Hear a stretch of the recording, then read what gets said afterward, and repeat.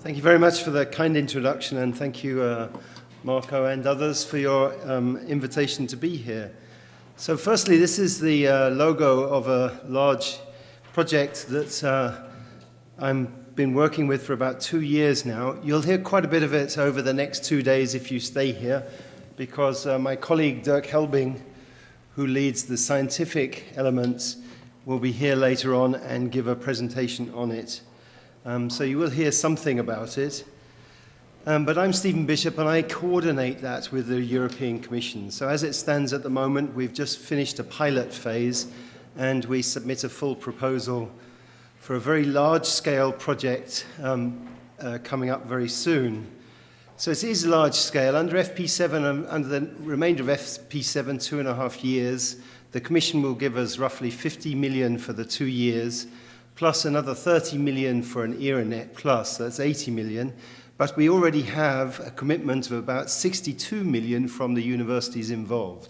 So it's not really, the idea originally was be a 10-year, 1 billion euro project. So for this you need 100 million per year, so we're not quite up to that yet. But it is the so-called ramp-up phase, so it will be a 100 million euro project.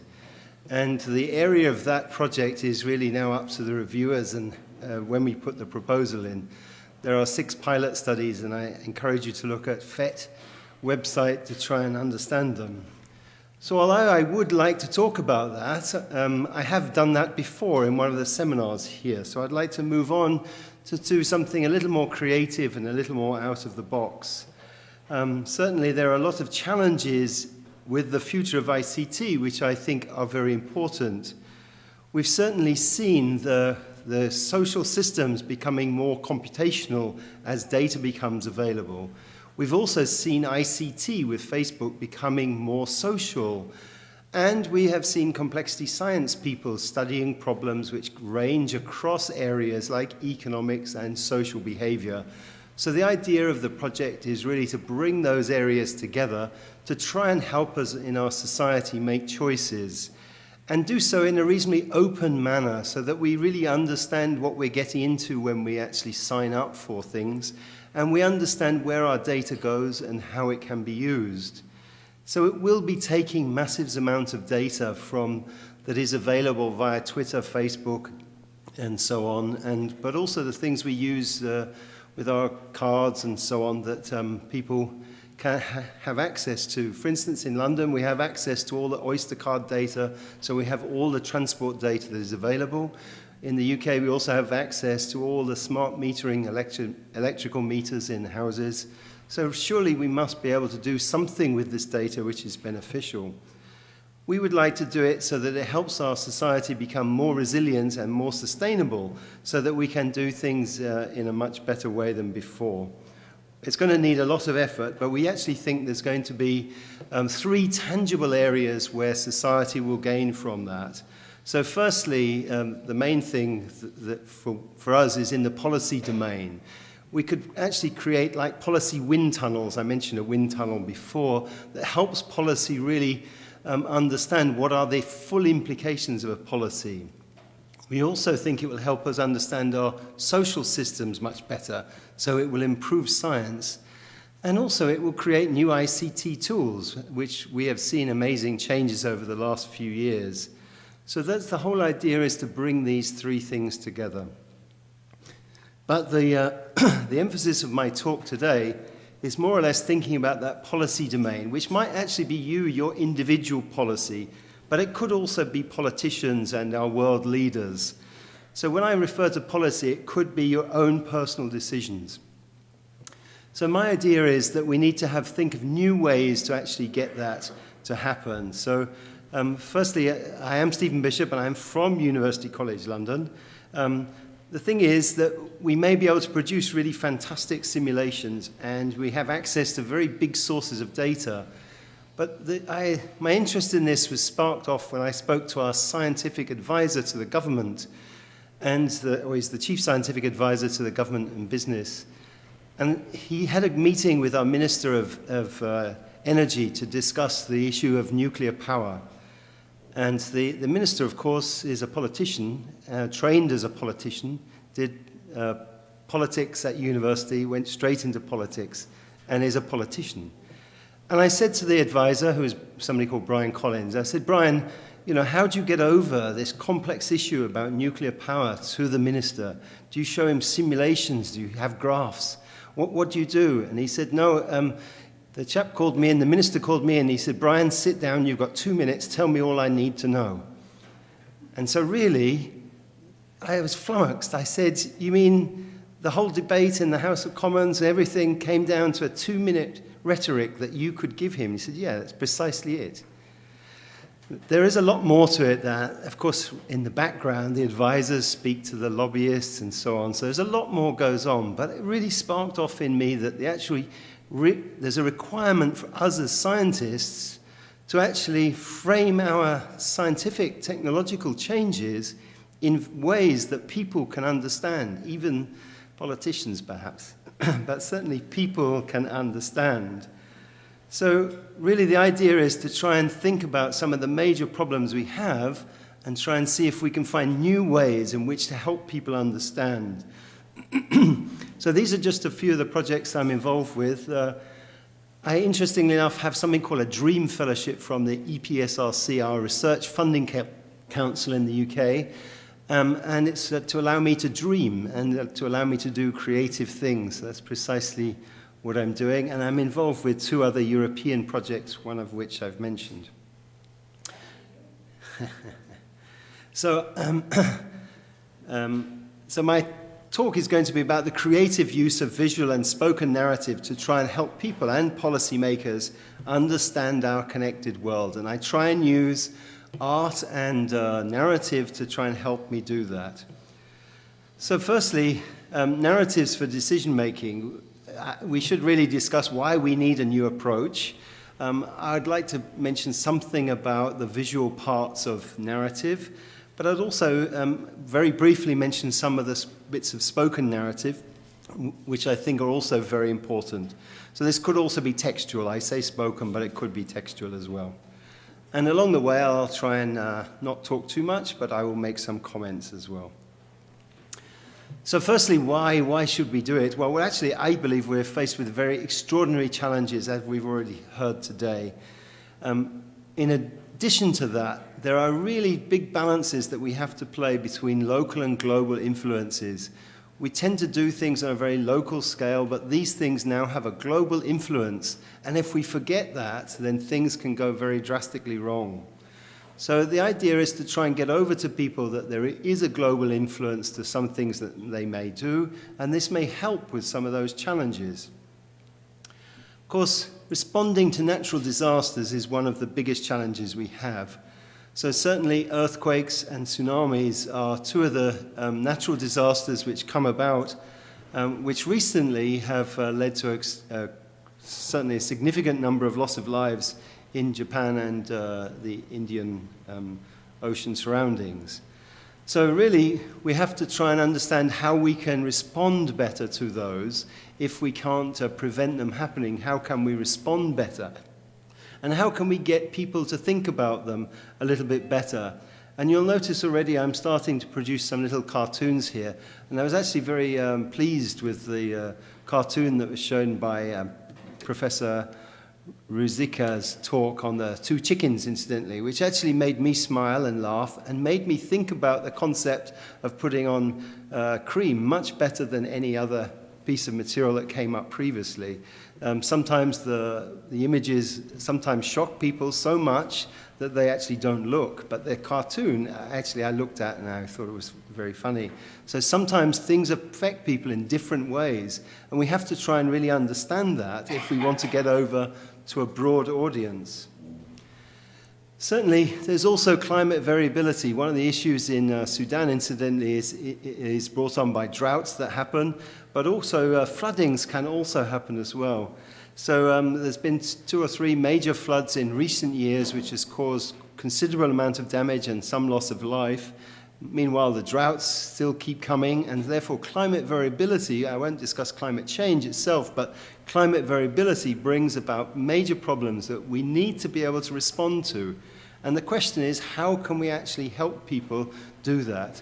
I was very interested to hear the people from talking about Sudan, Tomo Krishna's work, because you actually said you're going to use pictures to demonstrate things. So you actually said one picture had more effect than all the lobbying you've done before, if I heard you correctly. And this is an amazing thing that suddenly one photograph, as we've seen time and time again, captures something that gives us something rather similar to the Schubert music for Professor Noble's work, actually. It sort of captures something in your head that really makes you think about things in a different way. So, of course, there were major floods in New Orleans after Hurricane Katrina and in Eastern Australia in 2012. So these are some of the major problems we have to deal with. There's also population growth. Our population is growing quite remarkably. The world population was 1 billion people in 1804. It was 2 billion in 1922, and it was 3 billion in 1959, and 6.68 billion in 2006. So it's really increasing at quite a rate. One of the studies I've done reasonably recently is some work in Cyprus. So I'll show a couple of things about Cyprus. So this one is the population growth in Cyprus, which is a small island, and therefore, maybe not of interest to everybody, but it's actually a microcosm of the rest of what's going on in the world, because climate change or climate variability really gets felt by these small islands. Influx of a number of people via migration gets felt by these small islands way ahead of our bigger countries. And so therefore, it's something that we really do need to think about.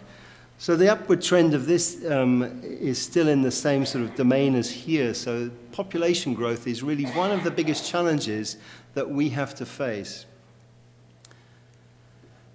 Water wars also is another one we need to think about. I was reminded of that when I came here last time and went down to the river, and I thought it was a river, but actually there was very little flow in the river. Because of hydro dams further upstream, I believe pretty much most of the power is taken out of the river, and so there's not much of a flow actually in Maribor here. And I say water wars with a question mark. There actually have been wars in the past over water, and there potentially could be wars in the future. I'm not talking about these cartoons of people playing with water, but it's possible that things could go wrong from here on. So again, I return to a study in Cyprus I did, which in 2008 they had a severe water shortage. So actually this is a graph which shows the sort of stress index for water. Cyprus is number 2 on this list, so this is here. Israel is number 1, and Slovenia, I think, is here. So you can see still Slovenia is reasonably safe. Its water stress levels are not as high as some of these countries in the red. But don't forget, though, that what happened in 2008, water was so short, they started bringing in tankers from Greece because they had no other water sources. So they had tankers coming from Greece. It didn't work so well, actually, because the pipeline wasn't quite ready to bring it from the ship to the shore. And then there were some problems with the water as well, who knows. So it didn't quite work out as well as they would like, but it actually was a very expensive remedy. They would probably need about a tanker, at least a tanker a day, to keep up with demand. And so what happened in the end, people started just taking little bits of water home here and there. Actually, the tourists didn't know this because the water kept going to the tourists who had their showers very nicely and they swam in the beach and then went in the swimming pool and had showers. But the waitresses and waiters had dirty uniforms because there's no way they could wash them. It was a really quite a shocking state. But just think, though, for a moment that 1/3 of Cyprus is actually occupied by the northern side by Turkey. Currently, it's unrecognized. And so when I say about water wars, I'm not so far off the mark. There is a potential in areas like this which could lead to conflict. And so we need ways to resolve this in better ways than perhaps we currently have. I saw something recently on the Dead Sea in Israel, and these are pictures of showing the decline of the Dead Sea. So this bit here has almost now disappeared, and the only thing that connects this bit with the southern bit is a little canal which comes in between. So these is over the years, I can't quite read. I think this is 1972, and this is 2006 or something. It's 11, is that okay? But look where it is. It sits between Israel and Jordan. So this is a really very politically sensitive area. Who is using the water? Who is taking the goodness out of the water and so on? You know, the water stocks have fallen dramatically and are likely to continue. So I'm not really wrong that we need new ways to tackle some of these problems. We've heard about energy before, and of course, one of the things with energy is we have reduced resources that we're actually using up all the time. As well as that, though, we have increased demand. Everybody wants a personalized transport. So everybody wants to drive their own car, and as you see by this cartoon, they also want to have all the lights on in the house, have the hairdryer, their mobile phones playing at the same time. Do you know in Italy, incidentally, the biggest user of electricity is the railways? Fair enough, you would accept that. The second biggest user of energy, electrical energy in Italy is the telecoms industry. So we've actually invented these telecom systems to help us do things, but they're using massive amounts of energy. So we have to address this somehow. And I think we need some new ways to do that. And so I'm going to highlight this, highlight this to you by saying that this forms part of a poster which is actually on display in the room where you had lunch, and I would encourage you to go and have a look. Of course, we need renewable energy of all sorts and all descriptions. Certainly in Israel, they've got very advanced solar energy plants. In Cyprus, less so, because they're less advanced in that technology, and they need to catch up very quick in order to get their resources. But of course, the Saharan desert has huge amounts of sun. If only we could find ways of capturing that and putting in the batteries that were suggested in the medical context earlier so that we could store it and use it wherever we wanted. So these are the things that we're faced with. One of the other aspects that is really troubling us today is also that global terrorism is a thing that we need to try and understand a bit more. This one everybody knows, but this one actually was in London. This was when there was a mortar bomb attack on Downing Street. Actually, I was about 200 meters from that, and when it went off, I knew immediately it was a bomb.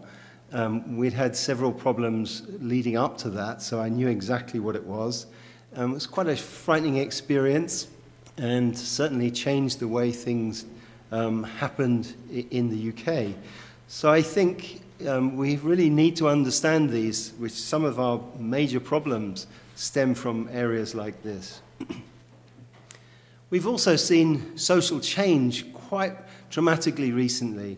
I'm not saying that Mohammed Bouaziz's self-emolument was the spark, really, that's the wrong phrase to use here, but it wasn't the thing that's triggered off the great social unrest, but certainly it was something that captured people's attention, so that then the Arab Spring went from Tunisia all the way across, and of course it's still ongoing in Syria and Bahrain. So here we are in a time of real stress, trying to understand the role that we can play, and indeed the role technology can play, because certainly we now find that information is spread from one area to another much faster than before.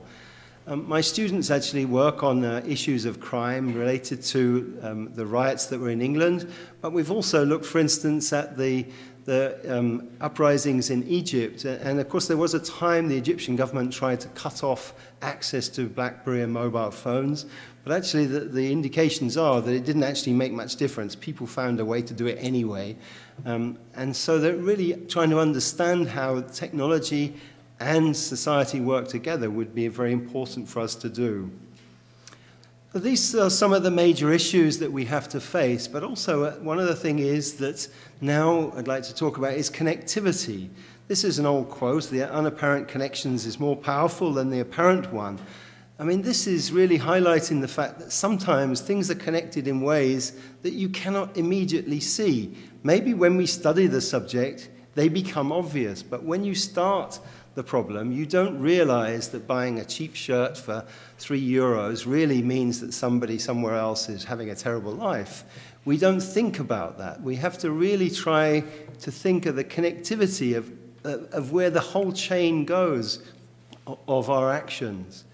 And to show something about connectivity, I asked somebody to draw a picture of a message in a bottle, because this really epitomizes to me what connectivity was all about. We've all heard of the apocryphal story of the person washed ashore on a deserted island seeking help by putting in the message in the bottle.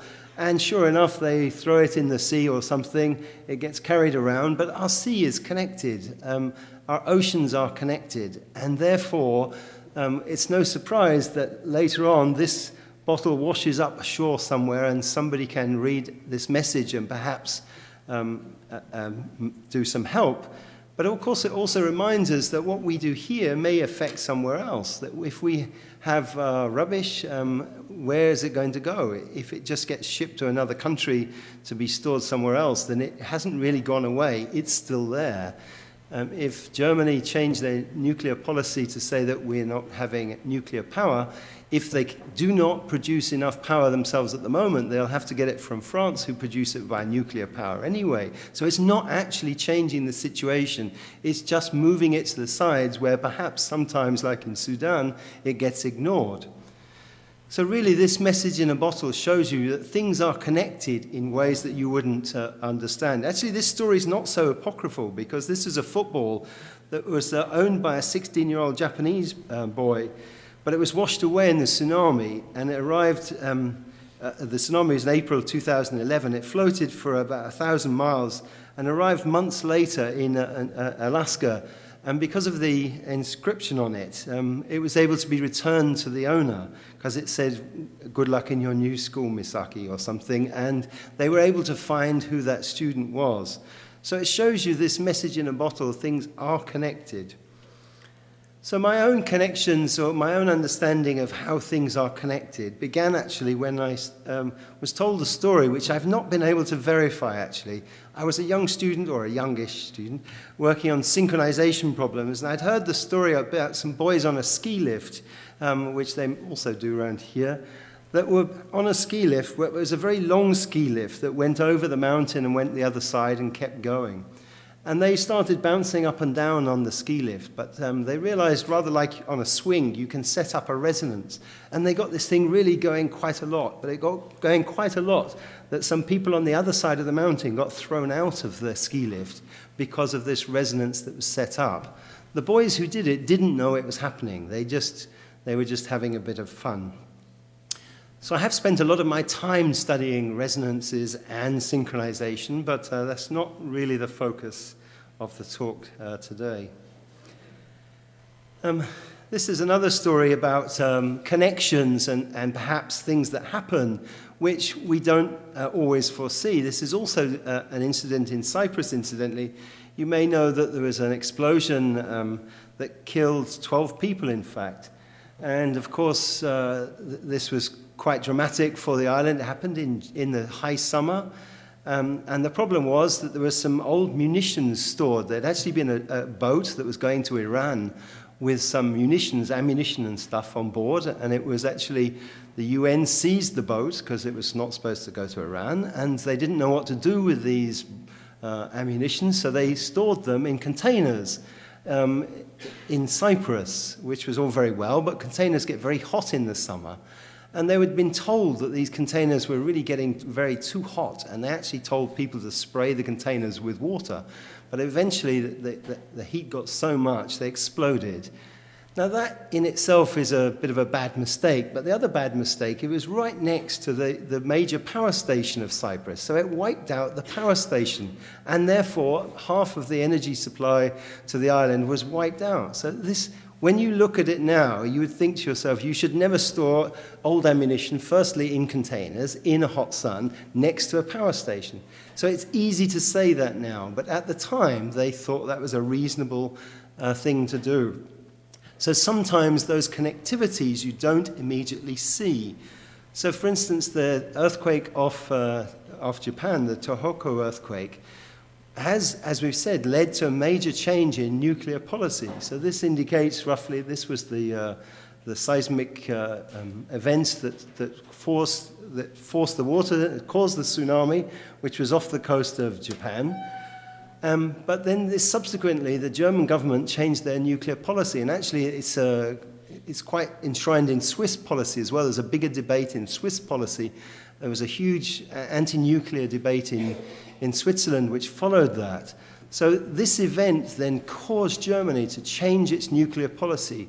But this is not because there was ever going to be a tsunami in Switzerland or in Germany. This is clearly not going to happen. It was because people changed their view. Something caused them to change their view. So the question I ask you is, are there ways that we can help do that we can help people change their views, rather than waiting for a tsunami to come? In the banking industry, for instance, we actually devised the banking industry to try and help us to do things, but it's actually done sometimes at a pace that we can't really fully understand, we can't appreciate.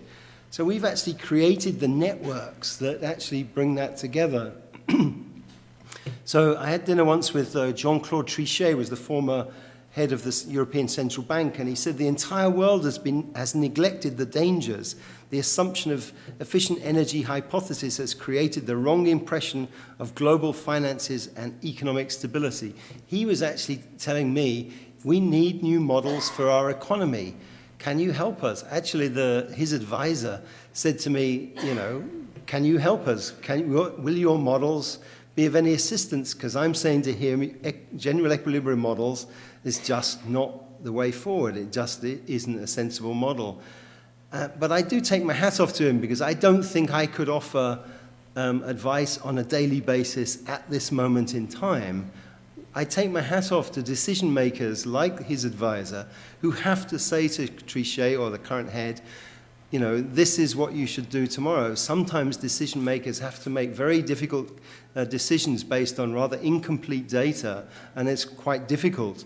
So it does mean that we need new models, but we also need better understanding as well. Interestingly enough, in the UK, there was a flash crash in the day that David Cameron came to power. So there was about 100 stocks went from several pounds to zero in a few minutes, because automatic trading machines started trading. And so things went crash all of a sudden. And luckily it was just, we had 15 minutes left of trading, and things picked up again until we were not quite the level as before, but it was certainly very close to a very dangerous situation. But of course, in Europe, I don't have to tell you about the problems of the banking crisis.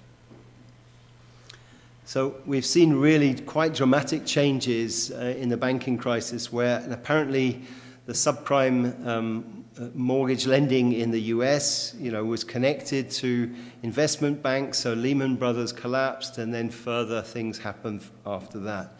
So it's sometimes a cascade of events which cause failures, which, when we set the system up, we didn't fully realize this. So the question I ask you is, how can we actually arrive at new ways to find that? Of course, the internet itself has created issues for us. It's created things at a pace that that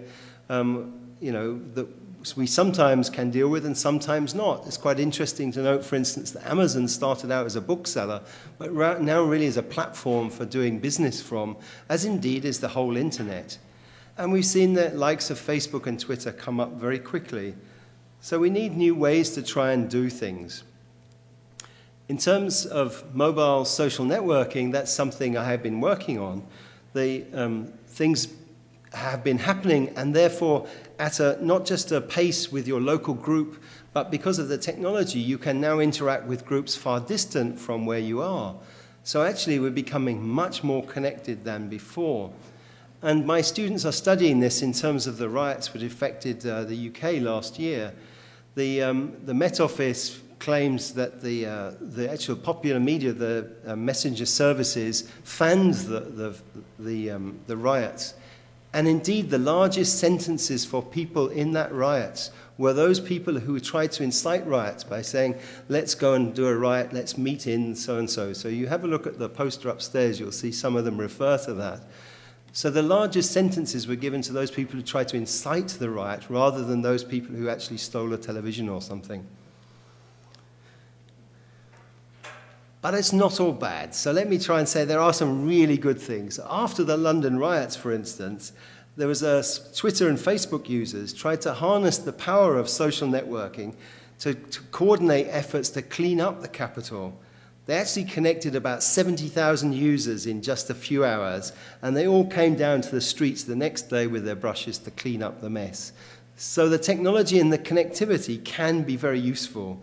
OpenStreetMap is actually like a free editable version of the maps of the world, which are created like people like you, but offering your things. So it's not Google, it's very much like Google Maps, but it's not. It's offered free by people offering their things. We also know about Wikipedia, of course, and there's some action in seismic activity where that happens. So connectivity can be very good. I also know people in Africa working on what we call citizen science projects, where the people locally are very interested in their harmonious relationship with their climate and their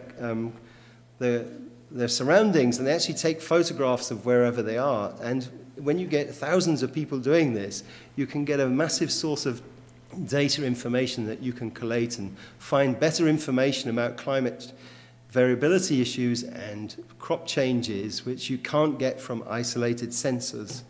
So these are all very good ideas. So I'll show you something. This is a street map.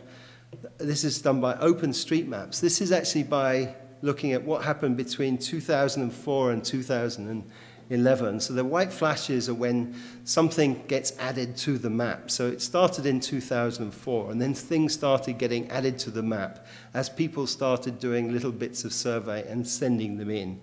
So eventually, after a few years, 2004 to I think 2007, you're able to arrive at a map of London which pretty much is as good a map as you're likely to get, because people are offering it all the time, and any new variation are being offered by people as it happens. So this is a really interesting collective way of coming together for our benefit.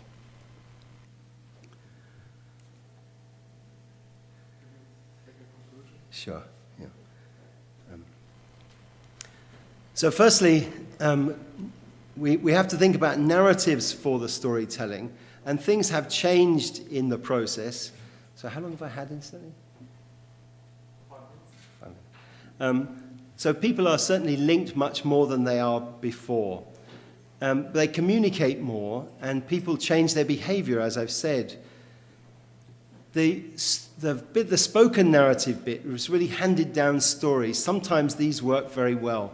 These work very well in situations where things are very similar to before, and they're often based on your own experiences. But we need to develop new stories which for new things like genetically modified food, which we have no back history for. There's nothing that would help us develop a story for that. Communication has certainly changed, and certainly we've moved away from the sort of the one person in control of Luxor to the democracies of Greece, to now more like a desktop delivery of services. So let me move on then. So in terms of metaphors, we often use metaphors to help us in our discussions as well. Some of them have military connotations, like attacking the problem and being on target and fighting a war on cancer. Or they could be naval. I quite like the naval ones myself. Letting the cat out of the bag is an old naval one. I'll tell you about that later if you want. So really, the complex problems require really a different approach, which is both comprehensive and comprehensible.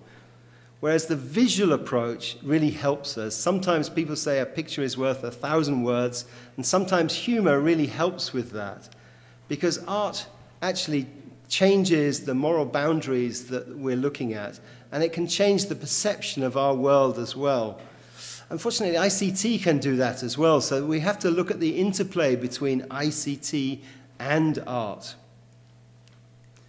So these are some images which I've taken recently. These are some things that we see every day. I know entry sign, and this one says no motor vehicles, but these are sort of kind of slightly funny versions, the humorous versions, made me look at that sign where I hadn't done before. Here's a man carrying a plank, and this is a motorcycle flying over a car.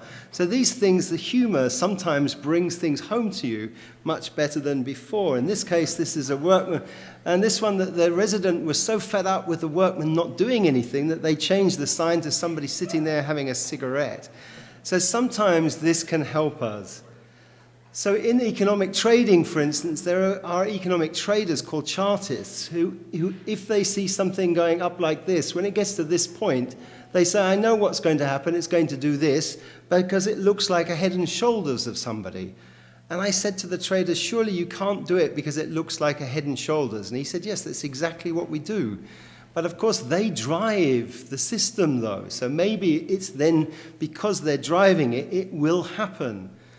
This one is a cartoon of the trading issue that I mentioned before. So this person says here, I've got a good stock here, I think it will excel. So he says, really, excel, excel? But this person mishears that as sell. So everybody goes, sell, sell, sell. Everybody starts selling. And eventually, the chappie here gets fed up. He says, this is madness, I can't take it anymore, goodbye. Goodbye. But this then gets heard as buy. Oh, maybe you should buy, buy, buy, buy. And then right in the bottom, there's the chappie on the phone again, which says, I've got a really good stock here. I think it will excel. So in other words, the system goes on and on. So very quickly, I've done a bit of work with artists myself. So this really stimulated some of that. This was some work was done by Rosa Franklin when the discovery of DNA. Crick and Watson were trying to understand the connections of the genome, the DNA, were certainly helped by Rosa Franklin's pictures. I've been working with a sculptor to do sculptures in string to try and understand Malvinus formations in the brain. And of course, recently there's been a study of people joining the dots to try and see if it would help them understand stroke victims. So this is, these are numbers, and how quickly they can join the numbers really helps them understand.